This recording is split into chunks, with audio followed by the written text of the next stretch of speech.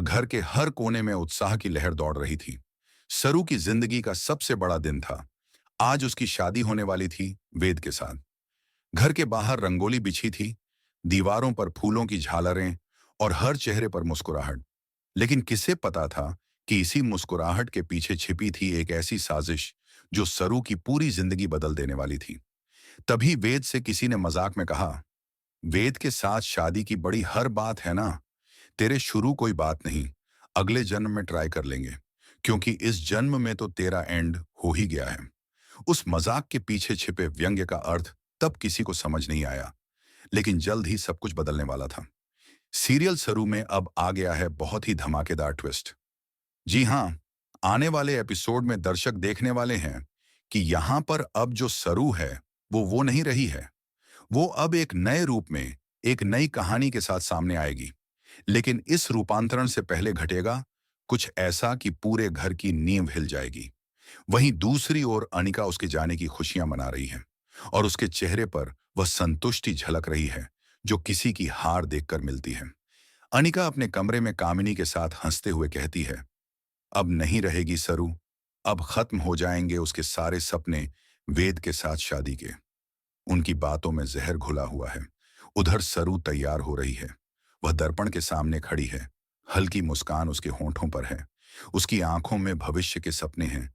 मन में एक अजीब सी शांति। दादी सा और चंद्रकांत साईं कमरे में आते हैं। वे उसके माथे पर हाथ रखकर आशीर्वाद देते हैं। खुश रहो बिटिया, तुम्हारा जीवन हमेशा उजाला बना रहे। सरू झुककर उनके पैर छूती है और उसके चेहरे पर वही मासूमियत झलकती है जो उसके चरित्र की पहचान है। अब परिवार के सभी सदस्य वेद के स्वागत के लिए बाहर चले जाते हैं। घर में बस दादा साहब और सरू ही रह जाते हैं। बाहर शहनाई बजने लगी है, बारात आने की आहट है। लेकिन इसी बीच अनिका और कामिनी अपनी योजना पर काम शुरू कर देते हैं। वे धीरे से सरू के कमरे की ओर बढ़ते हैं। दरवाजे के पास पहुंचकर एक दूसरे को देखती हैं और मुस्कुराते हुए धीरे से कमरे का दरवाजा लॉक कर देती हैं। अंदर दादाजी हैं और सरू मेकअप टेबल के पास बैठी है। तभी बाहर से वे दोनों कमरे के चारों ओर कैरोसिन डाल देती हैं। दीवारों से रिसता हुआ पेट्रोल नीचे तक बहता है और फिर एक छोटी सी माचिस की तीली जलाकर अनिका फेंक देती है।